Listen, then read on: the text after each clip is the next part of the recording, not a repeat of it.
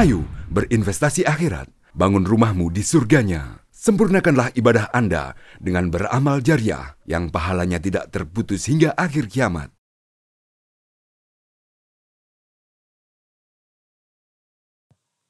Assalamualaikum warahmatullahi wabarakatuh.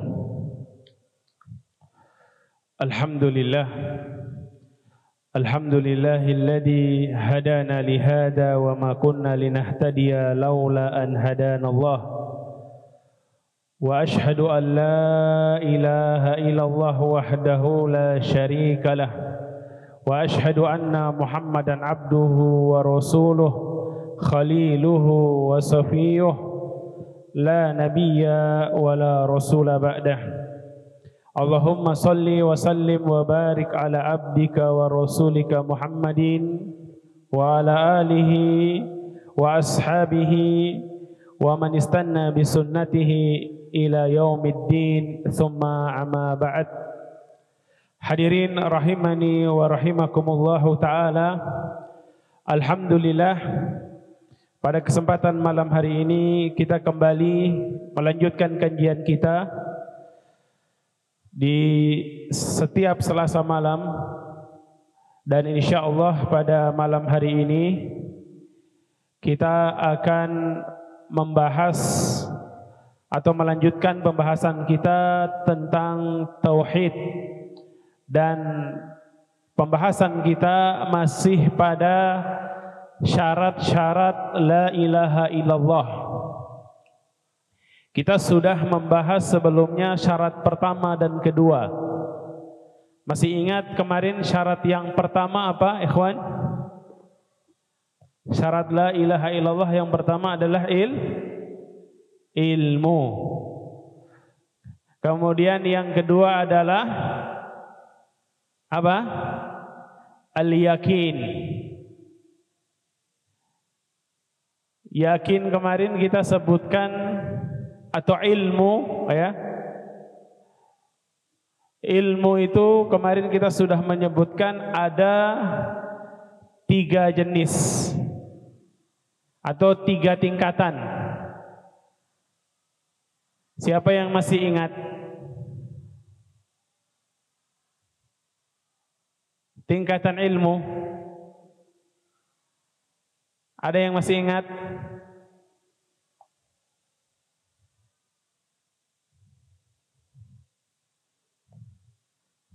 Ada yang masih ingat?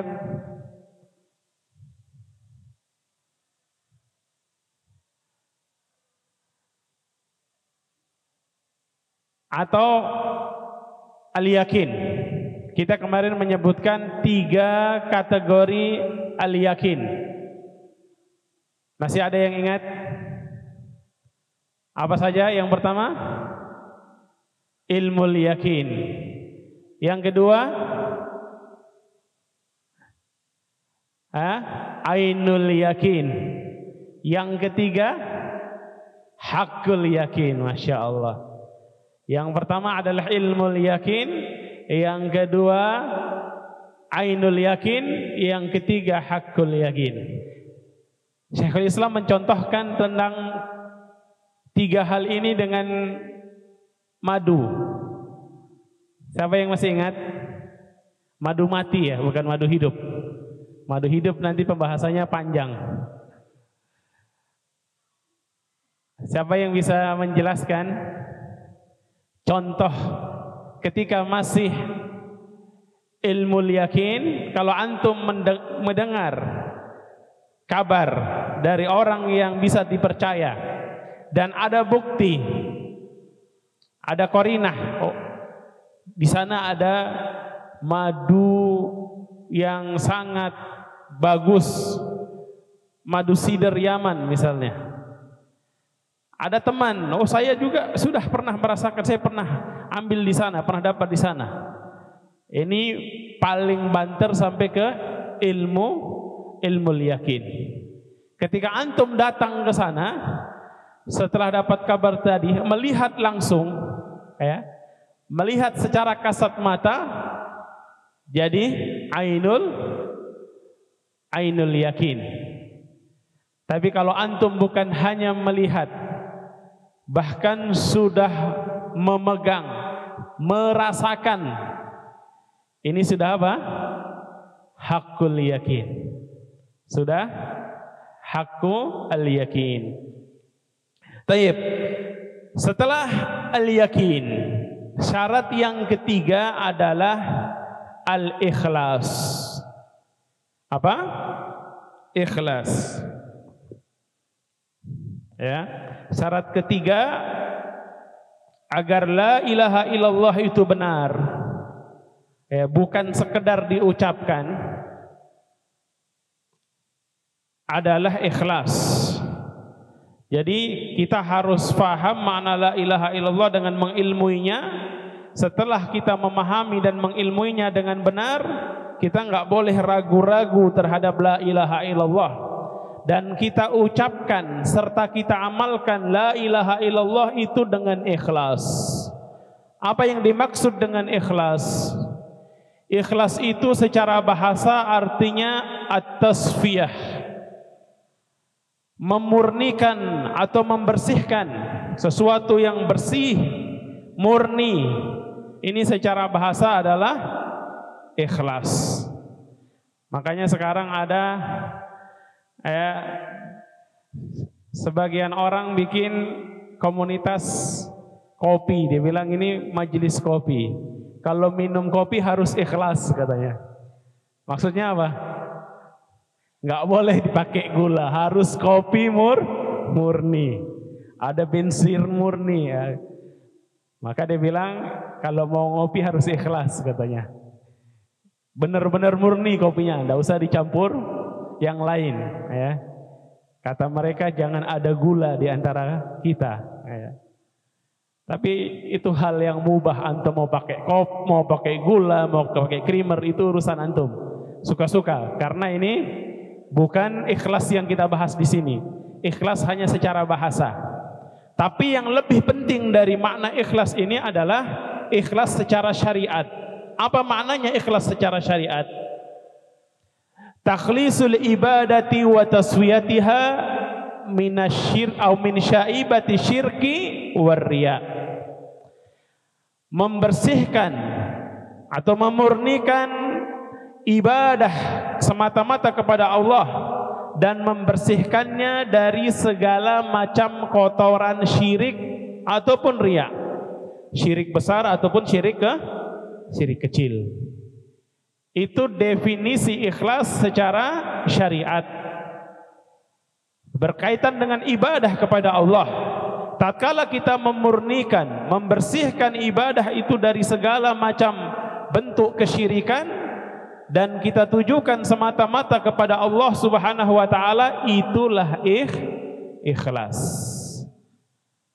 Kalau ada orang beribadah kepada Allah tapi beribadah juga kepada selain Allah, ini dikatakan ikhlas atau tidak? Ikhlas atau tidak? Tidak. Karena ikhlas itu harus murni semata-mata kepada Allah Subhanahu wa taala. Maka Allah katakan dalam Al-Quran, ala lillahid dinul khalis.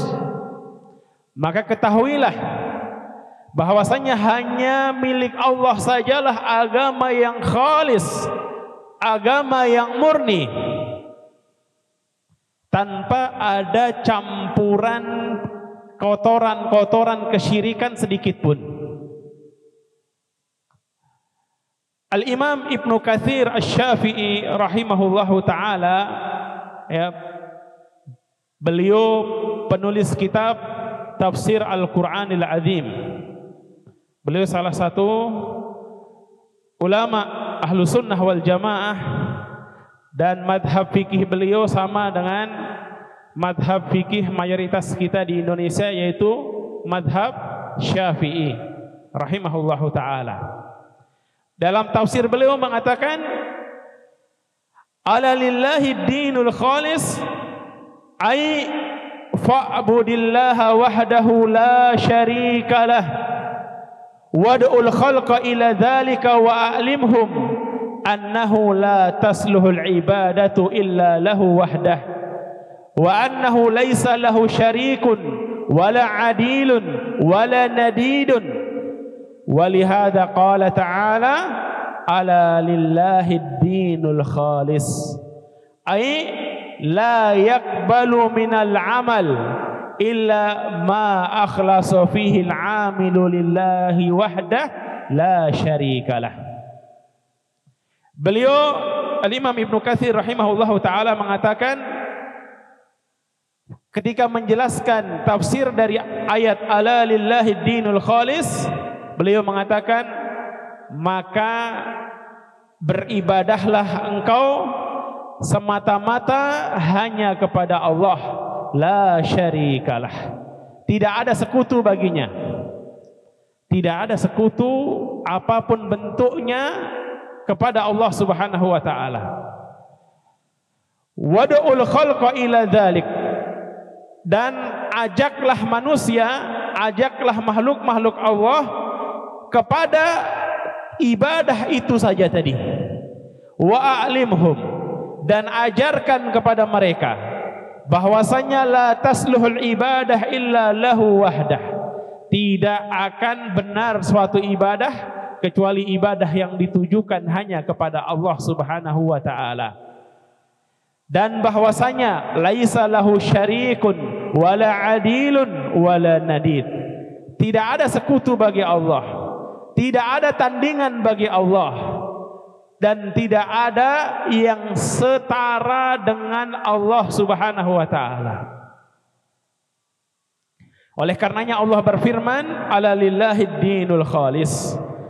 Ketahuilah bahwasanya hanya milik Allah lah agama yang al-khalis, yang murni. Maksudnya Allah tidak akan menerima amalan kecuali yang amalan itu pelakunya menunjukkan amalan tersebut semata-mata hanya kepada Allah Subhanahu wa taala. Kalau dia tujukan untuk selain Allah, maka tidak akan diterima oleh Allah Subhanahu wa taala. Bahkan hal ini ditegaskan oleh Allah Subhanahu wa taala dalam hadis qudsi. Ada yang tahu hadis qudsi itu apa? Ada yang tahu? Ya? Gampangannya hadis qudsi itu hadis yang redaksinya di situ Nabi bersabda, qala Rasul sallallahu alaihi wasallam, qala Allah tabaraka wa taala. Nabi sallallahu alaihi wasallam bersabda bahwasanya Allah berfirman. Ya. Kalau hadisnya redaksinya Nabi mengatakan firman Allah begini, tapi itu bukan ayat Al-Qur'an, maka itu masuk hadis qudsi. Apa bedanya hadis qudsi dengan ayat Al-Quran? Ada yang tahu? Apa bedanya hadis qudsi dengan ayat Al-Quran? Ada yang tahu bedanya hadis qudsi dengan Al-Quran? Atau sama jangan-jangan? Sama atau beda? Ya? Beda. Kalau gitu bedanya apa? Hadis qudsi tidak ada di Al-Quran. Oke.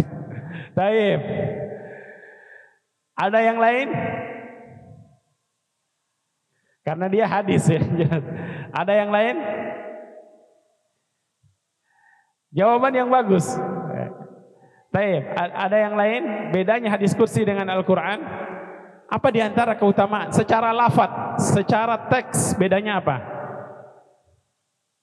Al-Quran, kalau kita membaca Al-Quran, maka kita mendapatkan ganjaran, mendapatkan pahala per hurufnya, ya enggak?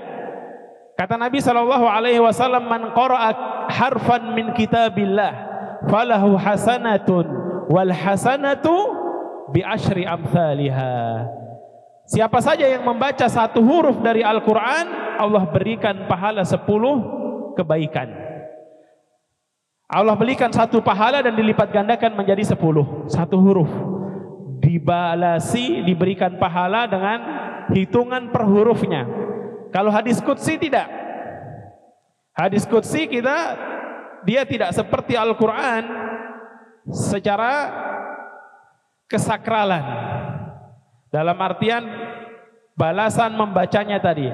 Kita mendapatkan pahala ketika membaca dan mengkaji hadis qudsi secara keseluruhan, secara global. Kalau Al-Quran baru membacanya per huruf, pahalanya sudah khusus. Kemudian hadis qudsi, kalau Al-Quran itu semuanya mutawatir riwayatnya, tidak diperdebatkan kesahihannya.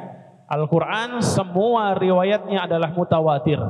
Kalau ada sekarang orang seperti dulu orang-orang liberal mau mengotak-ngatik Al-Quran dengan dalih awal penulisan Al-Quran dan segala macam, ini hanya akal-akalan mereka yang tujuannya mereka nanti ingin mendegradasi nilai Al-Quran, ingin menjatuhkan nilai Al-Quran dan menghilangkan kesakralan Al-Quran.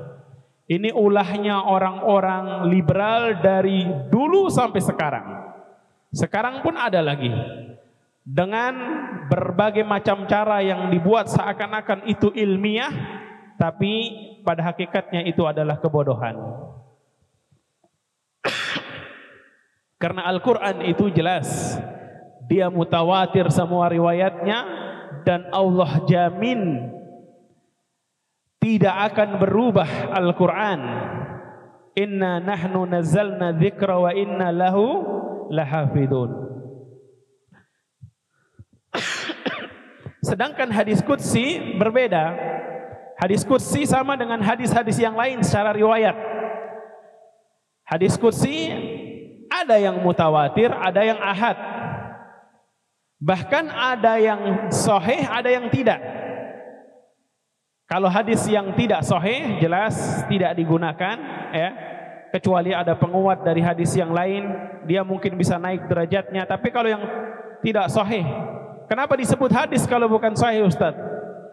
Ya, karena sudah terlanjur dikatakan hadis, memudahkan maka dibagi hadis. Ada yang dhaif. Dhaif ini juga berlevel-level, ya. Ada yang sahih, sahih juga bertingkat-tingkat. Intinya kalau Al-Quran, ayat Al-Quran tidak ada perdebatan dalam masalah kesahihannya. Sedangkan hadis, meskipun itu hadis qudsi, bisa jadi ada yang sahih, bisa yang tidak. Kalau yang ini sahih, kenapa? Karena ada di dalam Sahih Muslim. Dan para ulama sudah sepakat, hadis yang ada di dalam Sahih Bukhari dan Sahih Muslim semuanya sahih. Hanya ada beberapa hadis yang diperdebatkan, yang diperselisihkan, tapi ujung-ujungnya kesimpulannya tetap hadis yang ada di Sahih Bukhari dan Sahih Muslim itu sahih semuanya. Allah mengatakan dalam hadis qudsi, ana agna syuraka'u anisyirk faman amila amalan asyraka fihi ma'iya ghairi taraktuhu wa syirkah. Kata Allah Subhanahu wa taala, saya paling tidak butuh dengan sekutu. Ana agna syuraka'u anisyirk. Allah tidak butuh dengan sekutu. Makanya faman amila amalan asyraka fihi ma'iya ghairi, maka siapa saja yang melakukan amalan, kemudian dalam amalan itu dia menyekutukanku dengan yang lainnya, taraktuhu wa syirkahu, maka aku tinggalkan orang tersebut dan kesyirikannya. Allah tidak butuh dengan amalan tersebut. Dan kita sudah tahu begitu banyak di dalam Al-Quran Allah mengancam orang-orang yang melakukan kesyirikan mati dengan membawa dosa syirik besar tanpa bertobat. Kalau taubat, Allah Subhanahu wa taala, innallaha yaghfiru dzunuba jami'a. Sesungguhnya Allah Maha mengampuni semua dosa bagi yang bertobat.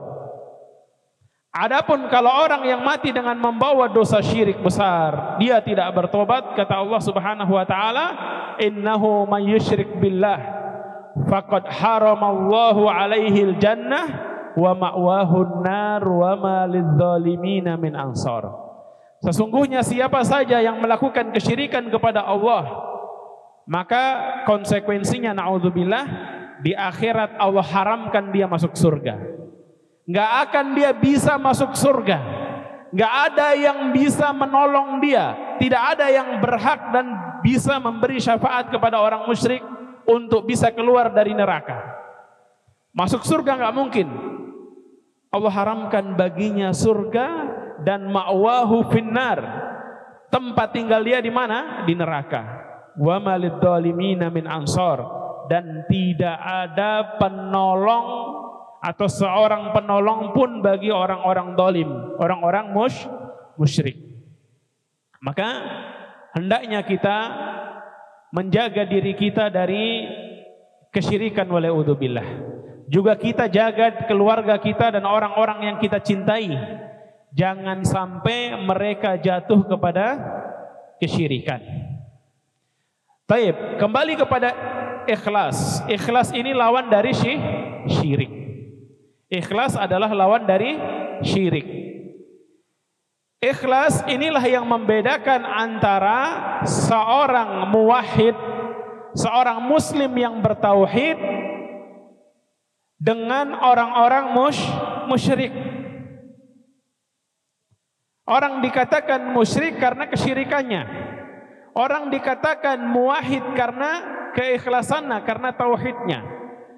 Maka para ulama menyebutkan di antara nama dari ikhlas, ikhlas itu masuk di dalamnya, atau bisa kita katakan sinonimnya tauhid. Karena yang dimaksud dengan ikhlas itu tauhid di sini. Kemudian ikhlas ini berkaitan dengan niat. Rasulullah mengatakan innamal a'malu binniyat, tentang niat. Kemudian ikhlas juga Allah Subhanahu wa taala menggunakan kata iradah, wa may yurid hayata dunya. Sebaliknya, wa may yurid hayatal akhirah. Kemudian dalam hadis juga digunakan kata ibtigha. Ibtigha. Man qala la ilaha illallah yabtagi biha wajha Allah.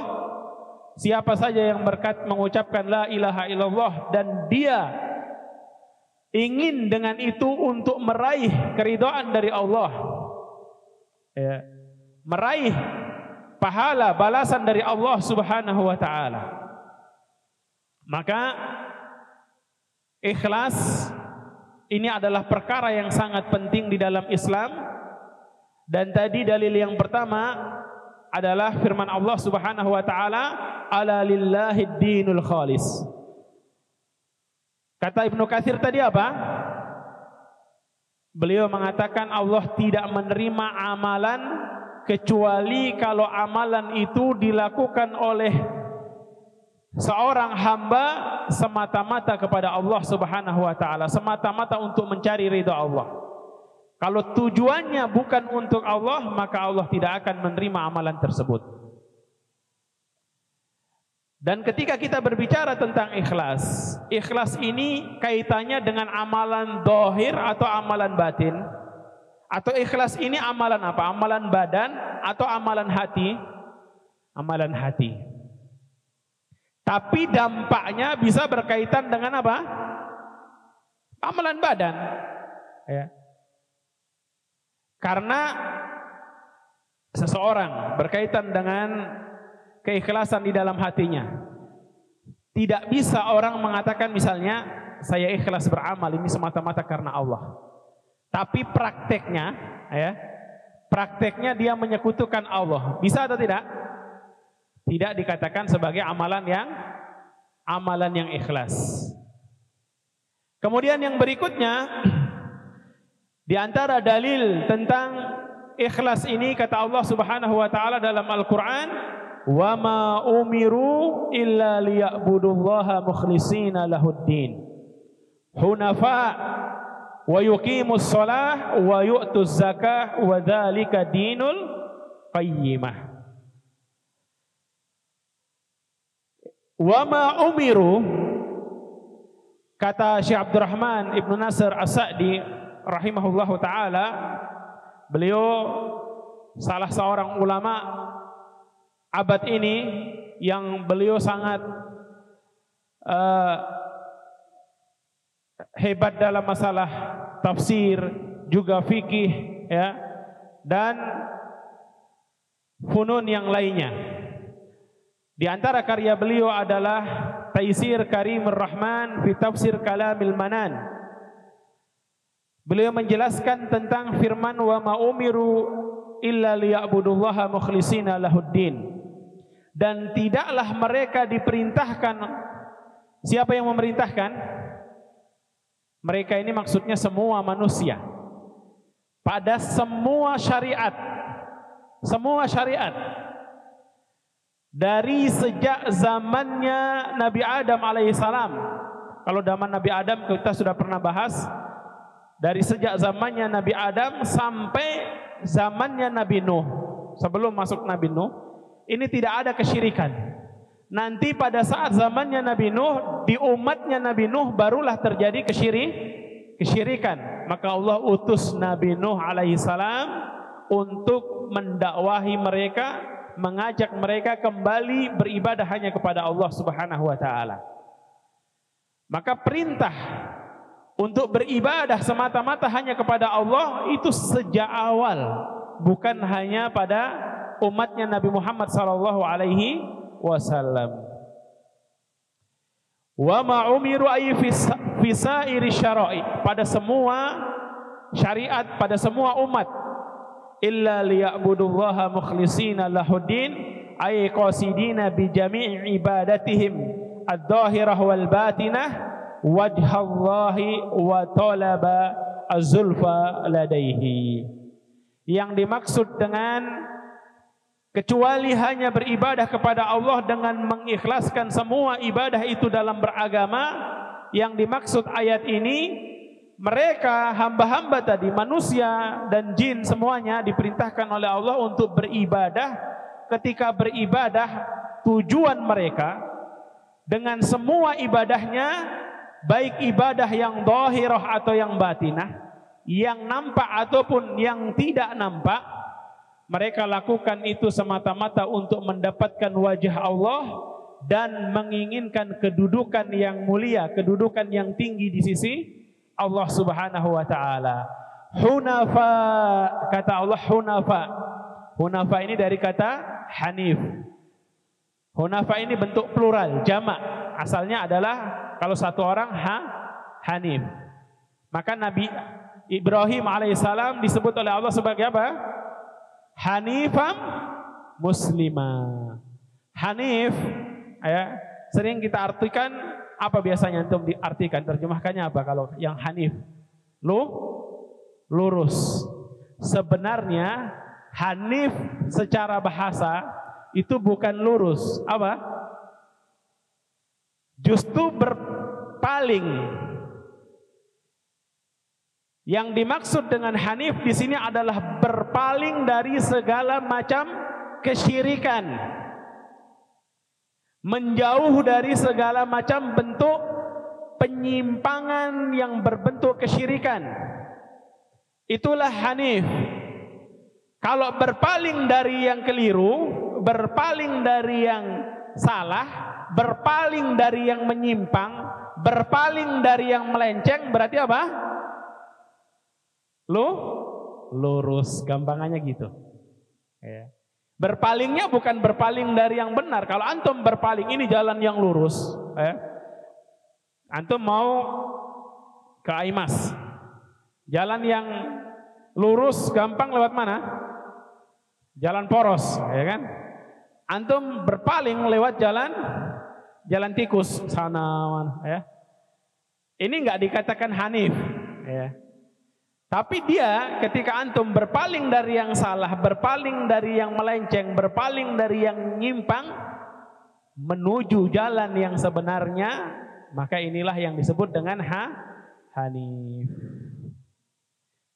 Siapapun ketika dia berpaling dari segala macam bentuk kesyirikan, maka dia telah memilih jalan yang hanif, yang kita diperintahkan untuk mencontoh, meneladani Khalilur Rahman Ibrahim alaihissalam, kana hanifa muslima, bahwasanya beliau seorang yang hanif, seorang muslim.